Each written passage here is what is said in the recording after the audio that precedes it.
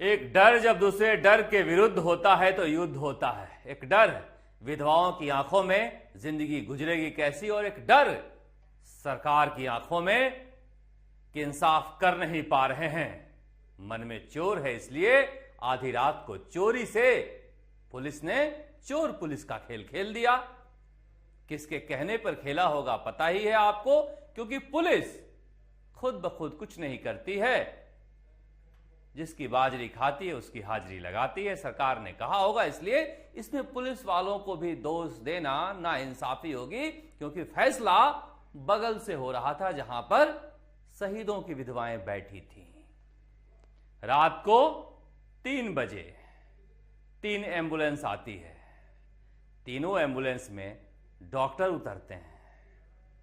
Doctor हो या ना हो, मगर एप्रन पहने हुए शायद पुलिस वाले हों या पता नहीं एम्बुलेंस कर्मी हो, उतरते हैं और फिर जगाते हैं उन्हें। कहते हैं आपको अस्पताल लेकर चलना है, बगल के सवाई मानसिंह अस्पताल में ही, क्योंकि आपकी तबीयत खराब हो रही है। अचानक से नींद में किसी को उठाओ तो समझ में आता नहीं, अफरा तफरी मच जाती है। मगर सैकड़ों की संख्या में पुलिस वाले थे, लिहाजा पकड़ पकड़ के एम्बुलेंस में डाल दिया जाता है। और जो लोग धरने पर बैठे थे वो प्रदर्शन करते हैं तो उन्हें कूट पीट कर पुलिस की गाड़ी में डालकर शहर से दूर से इस थाने में पटक दिया जाता है। और फिर पूछा जाता है कि वीरांगनाएं गई कहां, तो पता चलता है गांव भेज दी गई हैं।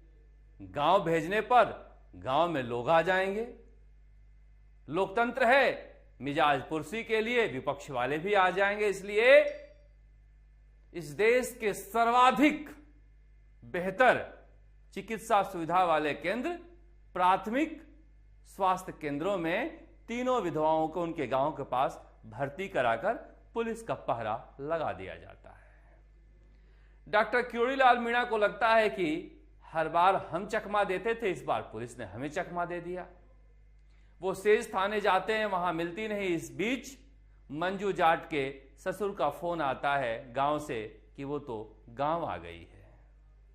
यहां से पहुंचते हैं सामोद थाने पर। जयपुर से पुलिस पहुंचती है, आधे रास्ते में रोक लेती है। ग्रामीण एसपी भी मौजूद होते हैं मौके पर। वहां पर गुत्थम गुत्था होती है, क्योंकि बाबा का जोश और आक्रोश दोनों उफान मार रहा था। बात कर रहे हैं सर, इस संबंध में बात कर रहे हैं। किस बाप से बात कर रहे हो क्या? अभी आ रहे हैं सर। तुम्हारे बाप से बात कर रहे हो क्या? फिर उन्हें हिरासत में ले लिया जाता है। धक्का मुक्की के बाद आरोप है कि कपड़े भी फट गए। डॉक्टर किरोड़ीलाल मीणा मिलना चाह रहे थे उन विधवाओं से जिन्हें लेकर पुलिस गई है यहां से, मगर बदले में उन्हें चोटें मिली हैं। घायल होकर वो गोविंदगढ़ अस्पताल में थे, वहां से रेफर होके जयपुर आए हैं सवाई मानसिंह अस्पताल में। बुजुर्ग हैं, कम से कम उनकी इज्जत होनी चाहिए, उनसे वार्ता होनी चाहिए। सम्मानित सांसद भी हैं, मगर पता नहीं क्यों कांग्रेस और बीजेपी दोनों में सन्नाटा है। कांग्रेस का एक भी नेता मुख्यमंत्री अशोक गहलोत के पक्ष में नहीं बोल रहा है, चाहे प्रदेश अध्यक्ष हो या प्रवक्ता हो या फिर कोई विधायक या मंत्री हो। यही हालात बीजेपी में ही बना हुआ है। पता नहीं इतना सन्नाटा क्यों है। बात पकड़ने और छोड़ने की नहीं है, बात नियत की है। सरकार कहती है कि वीरांगनाओं की मांगे नीति में नहीं आती है। सरकार दुनिया की बेहतरीन नीति नियत के बिना बेमानी है, और अच्छी नियत भी अच्छी नीति के बिना बेमानी है। और इसी के लिए तो नेता चुने जाते हैं कि नीति और नियत के बल पर हम लोगों को सुविधा दें। ये कैसा अन्याय है कि प्रोपेगेंडा सरकार की तरफ से चल रहा है। मैंने ये देखा है आनंद पाल के मौके पर, वसुंधरा सरकार में इसी तरह से वीडियो आ रहे थे, स्टोरीज आ रहे थे, समाज के लोगों को बुलाया जा रहा था, इंटरव्यू कराया जा रहा था। प्रोपेगेंडा अपने प्रपंच, अपने स्वभाव पर था। वही कमोवेश हालात गहलोत सरकार में है। तभी मैं कहता हूं कि सरकारों का संस्कार एक होता है, चाहे कोई भी हो।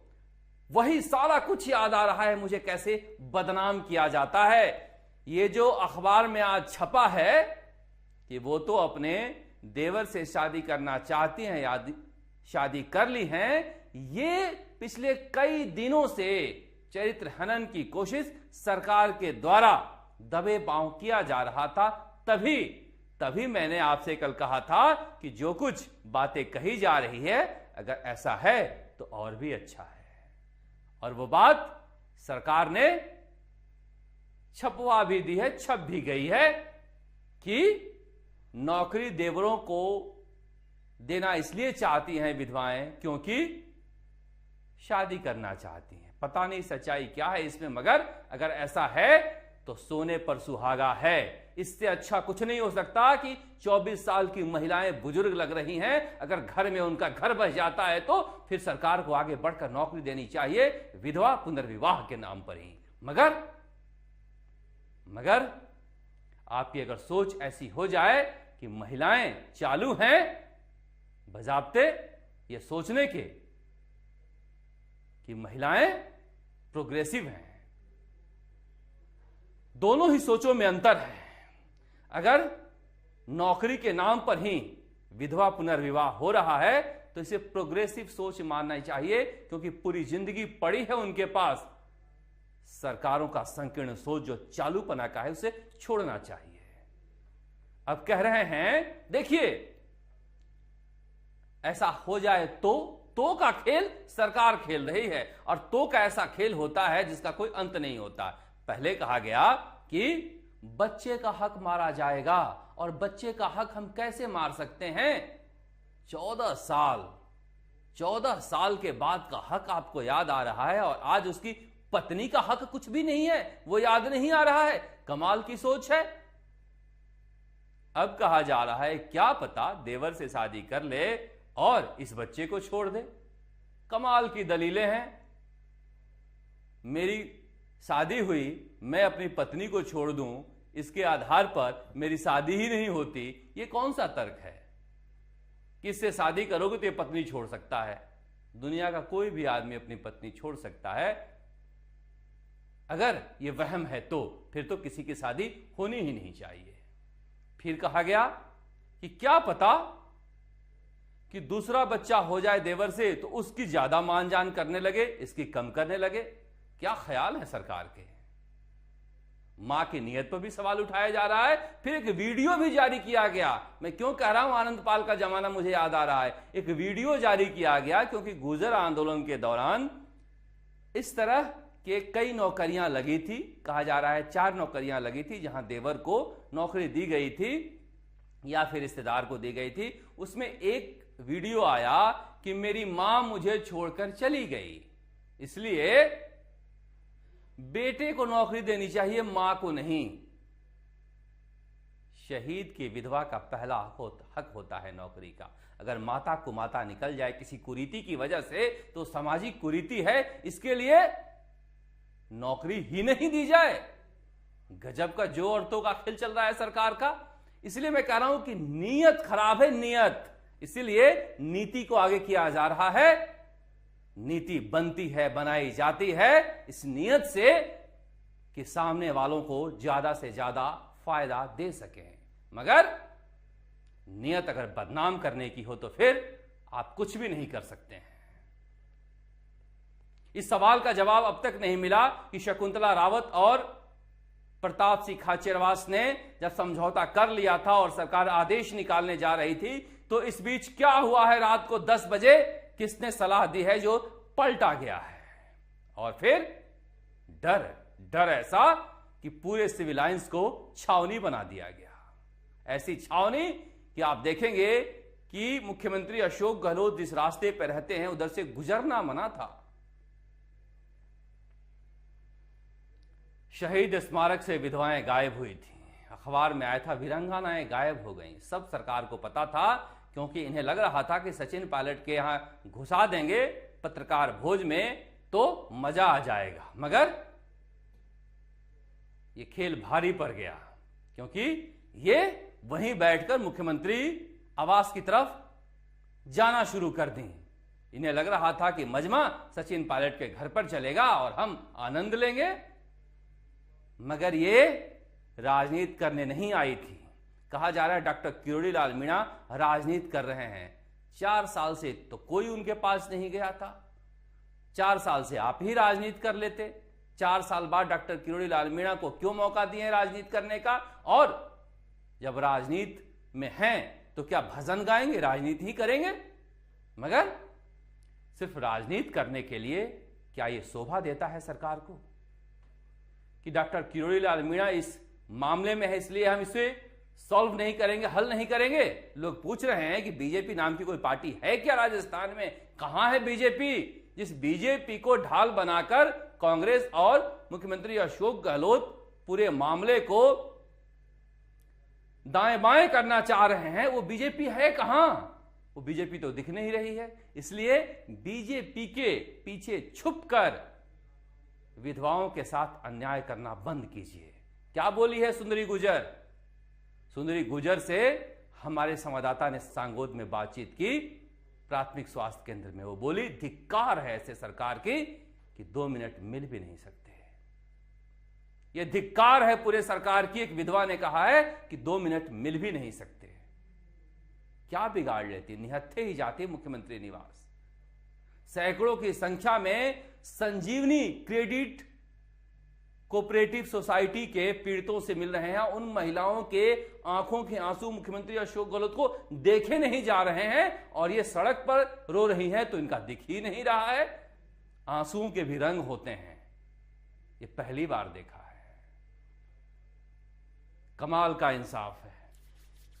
ये तस्वीरें हैं, इन तस्वीरों को देखिए आप और समझिए कि ये विधवाएं अगर वाकई में जैसा कि सरकार कह रही है, छपवा रही है कि वापस घर बसाना चाहती हैं देवर के साथ, तो फिर पहली फुर्सत में पहला काम करना चाहिए कि इनके देवरों को नौकरी देनी चाहिए ताकि बच्चों का भविष्य बने, ताकि बच्चे अपने माता पिता के साथ खेल पाएं। और ये देखिए एक नया खेल, देखिए मैं कहूंगा इसे रोकने के लिए ये नया खेल सरकार कैसे खेलती है ये देखना आपको जरूरी है। मैंने आपसे कहा था ना कि हेमराज मीणा की पत्नी को कुछ भी नहीं चाहिए, वो नौकरी भी नहीं मांगती है। वो मांग रही है कि उसके घर जाकर, जिस दिन शहादत हुई थी, खुद मंत्री कहकर आए थे कि अदालत चौराहे पर मूर्ति लगाई जाएगी और प्रस्ताव नगरपालिका की तरफ से गया था। मगर क्या खेल खेलती है सरकार? कहा जा रहा है कि हमने स्कूल का नामकरण कर दिया और उस स्कूल में जितने पैसे दिए वो हेमराज के परिवार का ही तो हुआ। ऐसा गणित कभी आपने समझा था? नहीं समझा था तो हम समझा देते हैं आपको। कह रहे हैं भरत सिंह कुंदनपुर राजकीय महाविद्यालय सांगोद का नाम भी शहीद हेमराज के नाम पर सरकार के बजट घोषणा के अनुसार रखा गया है। शहीद हेमराज मीणा राजकीय महाविद्यालय प्रांगण में विकास कार्य हेतु विधायक कोष से 47,50,000 का कार्य करवाया जा चुका है। ये अंडरलाइन करके भेजा है। 1 करोड़ राशि खेल मैदान के विकास हेतु विधायक कोष से दी गई है। इसके अलावा 1 करोड़ राशि बजट घोषणा के अनुसार खेल मंत्रालय ने अलग से खर्च करेगा। यानी ग्रामीण खेल भी जो हुआ है वो शहीद हेमराज के पैकेज में चला गया। जो स्कूल के विकास के लिए पैसे गए हैं वो भी शहीद हेमराज मीणा के परिवार के पैकेज में चला गया। कमाल का गणित है यार। ये लिखते हुए भी शर्म नहीं आती, ये कहते हुए भी अफसोस नहीं होता कि हमने शहीद के परिवार को ये मदद दी है, उस स्कूल में ये विकास कार्य करवाए हैं हमने। जब आप सच को छुपाना चाहते हैं तो तरह तरह का आपका दिमाग दौड़ता है और इसी तरह की दलीलें सोच कर लाते हैं और मन में सोचते हैं कि ये दलीलें जनता के लिए सुपाच्य होगी, ग्रहणीय होगी, मगर ऐसा होता नहीं है। अभी मैं सुन रहा था जयपुर पुलिस का बयान, नहीं हमने तो महिलाओं को वहां से हटाया नहीं, सिर्फ चिकित्सीय आधार पर उन्हें इलाज के लिए भर्ती कराया गया है। बेहतरीन अस्पताल में भर्ती कराया है आप लोगों ने उनके स्वास्थ्य के परीक्षण के लिए। कोई जोर जबरदस्ती नहीं हुई है और वीरांगनाएं कह भी नहीं सकती हैं। अरे कह रही हैं, सुनिए तो सही। कोई वीडियोग्राफी तो कराई होगी, हर जगह आपका वीडियो कैमरा घूमता है। अगर जोर जबरदस्ती नहीं किए हैं तो वही वीडियो सामने रख दीजिए। पटक पटक कर पकड़ पकड़ के बंद करके ले गए हैं यहां से, इसलिए रात के अंधेरे में गए थे। मगर क्या देश भर की भावनाएं इससे आहत नहीं हुई है? क्या इन परपंचों के जरिए जो बदनाम करने की साजिश हो रही है और देश भर में एक वातावरण बनाया जा रहा है कि बच्चे का हक मारा जा रहा है, इसके जरिए आप अपने दिल को दिलासा दे सकते हैं? जनता को नहीं, समाज को नहीं। क्योंकि सच चीख चीख कर यह कह रहा है कि महिलाएं, वीरांगनाएं, विधवाएं अपने हक के लिए देवर की नौकरी मांग रही हैं, अपने हक के लिए गांव की सड़क मांग रही हैं। इस पर तो कोई बात ही नहीं हो रही है कि आजादी के इतने दिन बाद अगर घर तक के लिए, गांव तक के लिए सड़क मांग रही हैं वीरांगनाएं, तो फिर किसी भी सरकार के लिए डूम भरने की बात है। अदालत चौराहे पर मूर्ति किसकी वजह से नहीं लग रही है, यह रिपोर्ट में खुलासा होना चाहिए। क्योंकि भरत सिंह ने चिट्ठी में लिखा है कि संभागीय आयुक्त ने मना कर दिया। संभागीय आयुक्त कौन होता है नगर पालिका के प्रस्ताव को मना करने वाला? और फिर मंत्री ने घोषणा क्यों की थी, क्यों मना किया, यह भी चिट्ठी में लिख देते। मगर नहीं, मैंने आपसे कहा था कि सरकार अर्धसत्य का खेल खेल रही है और अर्धसत्य से खतरनाक कुछ भी नहीं होता। इससे अच्छा तो झूठ बोल लेती। अर्धसत्य के इस खेल में सरकार फंसती जा रही है और कितना बड़ा नुकसान हो रहा है इसका अंदाजा शायद सरकार लगा नहीं सकती है। सचिन पायलट करौली जा रहे थे, सपोटरा गए हैं। रमेश मीणा के मां का देहांत हुआ था, वहां पर बैठने के लिए बीच रास्ते में पत्रकारों उनसे पूछा था, मगर वो हाथ जोड़ लिए और पीछे छोड़ गए गजराज खटाना और वेद प्रकाश सोलंकी को, जो जमकर सरकार पर हमला बोले और कहे कि वीरांगनाओं की बात माननी चाहिए। अब क्यों नहीं मानी गई है मांग और राजनीति कहां फंसी हुई है, मैंने कल आपको समझाया था कि कैसे मुख्यमंत्री अशोक गहलोत नहीं चाह रहे थे कि डॉक्टर किरोड़ीलाल मीणा और सचिन पायलट का कद ऊंचा हो, जिसकी वजह से सारा मामला खटाई में पड़ गया है। मगर मुझे लगता है कि मुख्यमंत्री अशोक गहलोत भले ही नहीं बोल रहे हो, कांग्रेस के सभी नेताओं को सामने आकर बोलना चाहिए और जवाब देना चाहिए। जब गुर्जर आंदोलन में मारे गए लोगों के यहां परिजनों को नौकरी दी जा सकती है, जब कन्हैयालाल हत्याकांड में दोनों ही बेटों को नौकरी दी जा सकती है, तो फिर यह समझ में आता है कि सरकार के पास ये अधिकार है। सरकार के पास ये अधिकार है कि रास्ता निकाल सकती है। मैं फिर कह रहा हूं, नीति जनता के कल्याण के लिए बनाई जाती है और अच्छी नीयत से लागू किया जाए, वही नीति कहलाती है। जिस नीति का हवाला दिया जा रहा है वीरांगनाओं की मांग नहीं मानने के लिए, वह अनीति कही जाती है। उम्मीद करते हैं सरकार सोचेगी, समझेगी कि प्राथमिक स्वास्थ्य केंद्र में बंद विधवाएं फिर वापस आ सकती हैं, क्योंकि शहीदों की वीरांगनाएं हैं जिनके पतियों ने बॉर्डर पर शहादत दी है। लड़ना उनके खून में है, बचना सरकार का काम है। इसलिए बेहतर है कि सरकार कोई बीच का रास्ता निकाले और इस मामले को खत्म करे। शहीदों के मामले से जुड़े हर खबर हम आप तक पहुंचाते रहेंगे। आप देखते रहे राजस्थान तक। नमस्कार, जयपुर से शरद कुमार।